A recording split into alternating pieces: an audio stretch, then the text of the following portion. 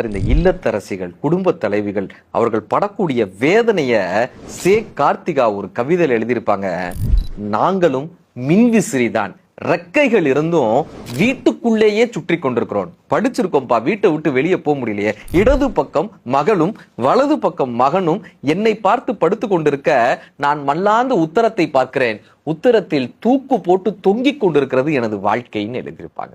எவ்வளவு ஜாக்கிரதையாக இருந்தும் நாங்கள் காயப்பட்டு கொண்டே இருக்கிறோம். சமையல் அறையிலும் இந்த சமூகத்தாலும்.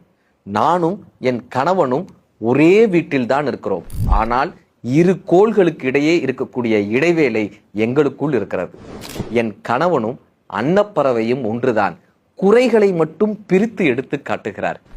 நான் நானாய் இருப்பதை அவர்கள் விரும்பவில்லை. நான் நானாய் இருப்பதை அவர்கள் விரும்புவதில்லை.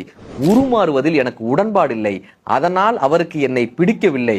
அதனால் எனக்கு இந்த வாழ்க்கையும் பிடிக்கவில்லை. நாங்கள் வாழ்கிறோம், ஆனால் பிடித்துத்தான் வாழ்கிறோமா என்று தெரியவில்லை. ஒவ்வொரு இல்லத்தரசி பெயருக்குத்தான் அரசியாக இருக்கிறார்கள், வார்த்தைக்குத்தான் அரசியாக இருக்கிறார்கள். ஆனால் அவர்கள் வாழ்க்கையெல்லாம் தரிசாகத்தான் இருக்கிறார்.